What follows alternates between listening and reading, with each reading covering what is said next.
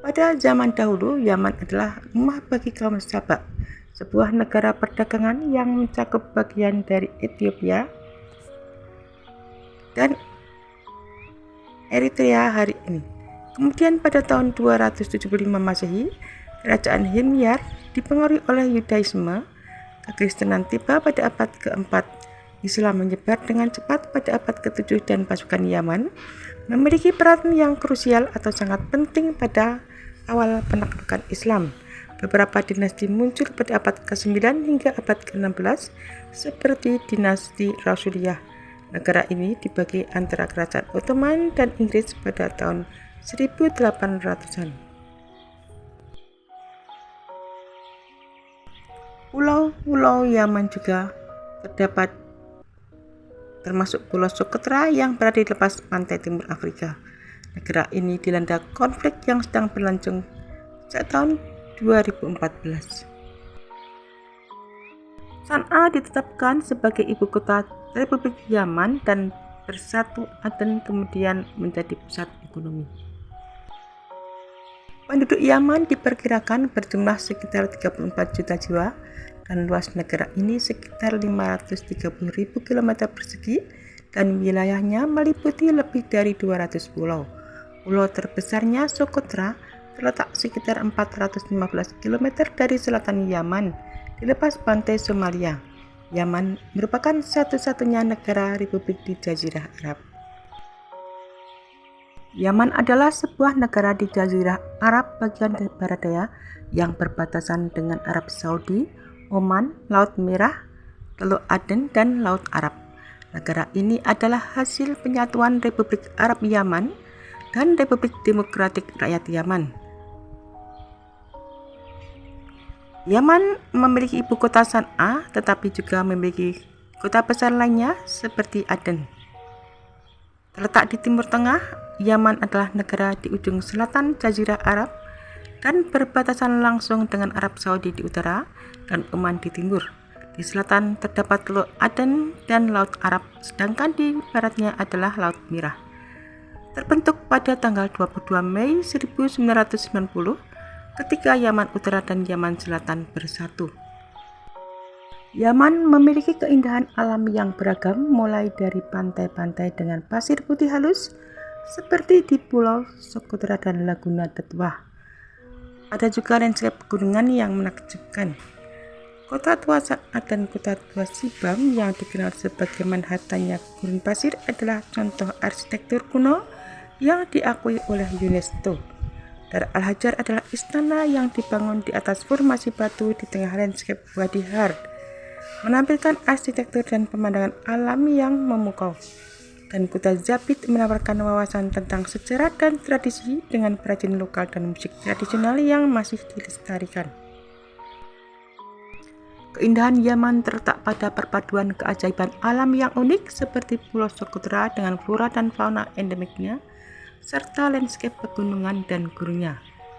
Keindahan lainnya adalah warisan sejarah dan arsitektur kuno termasuk kota-kota bersejarah seperti Shibam dan San'a, serta istana megah seperti Dar Al-Hajar. Terdapat banyak masjid bersejarah dan penting di Yaman.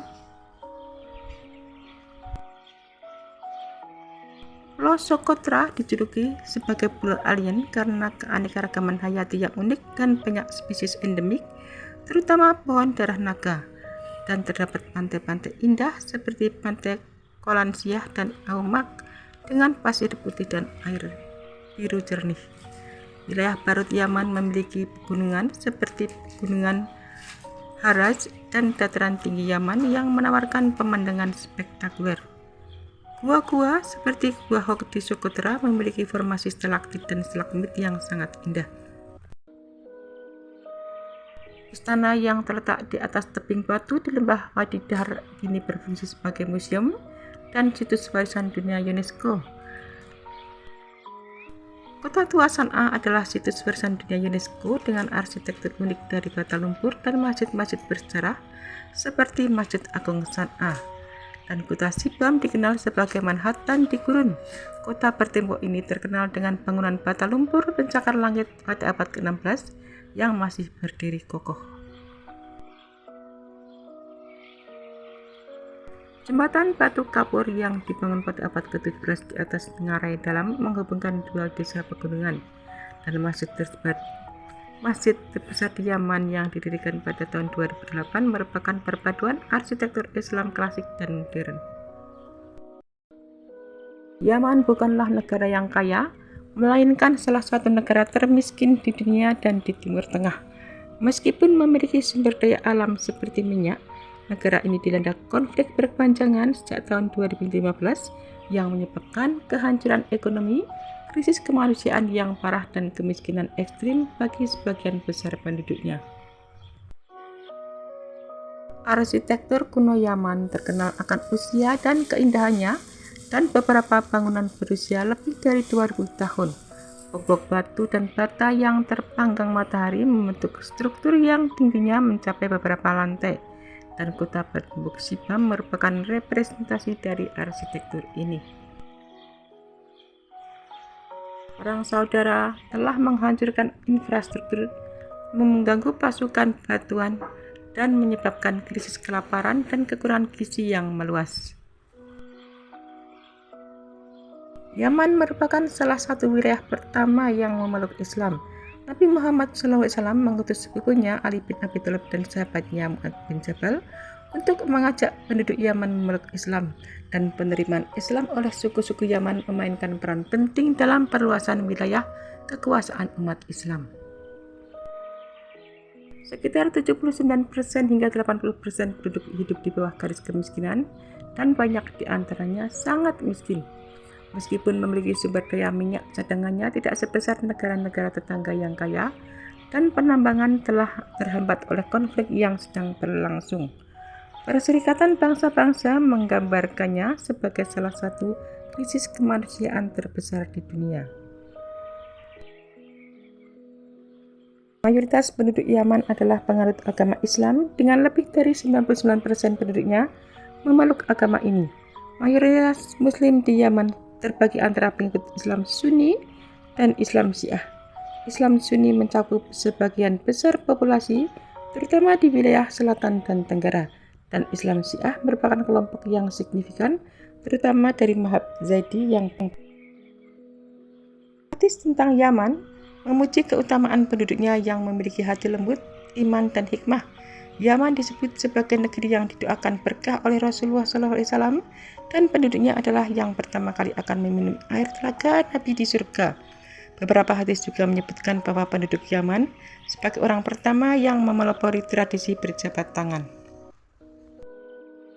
Banyak terkonsentrasi di wilayah utara dan barat laut. Yaman terus mengalami berbagai krisis, termasuk konflik yang berkelanjutan, ketidakamanan ekonomi, kekurangan gizi yang meluas, sistem perawatan kesehatan yang rapuh, dan wabah penyakit yang berulang, yang semuanya memperparah salah satu krisis kemanusiaan terbesar di dunia. Dalam sebuah hadis, Rasulullah SAW bersabda bahwa penduduk Yaman akan menjadi penolong dan mereka akan bagian dari dirinya, dengan mengatakan, apabila penduduk Yaman melewati kalian beserta istri-istri mereka sambil menggendong anak-anak mereka di pundak mereka, maka ketahuilah bahwa sesungguhnya mereka adalah bagian dari diriku dan aku adalah bagian dari mereka. Selain tentara dari Syam, Yaman juga disebut sebagai tanah pilihan untuk pasukan di akhir Yaman, dan penduduk Yaman adalah umat Nabi yang paling pertama merasakan segarnya air telaga beliau di akhirat. Rasulullah SAW bersabda, penduduk negeri Yaman telah datang kepada kalian. Mereka adalah orang-orang yang paling lembut hatinya. Nabi Muhammad SAW juga menyatakan bahwa iman itu ada pada Yaman, fikih ada pada Yaman, dan hikmah ada pada Yaman. Penduduk Yaman adalah yang pertama kali memperkenalkan tradisi berjabat tangan, dan mereka memiliki semangat tinggi dalam menuntut ilmu agama, sebagaimana dibuktikan dengan permintaan mereka agar Rasulullah SAW mengutus seseorang untuk mengajarkan Islam di negeri mereka.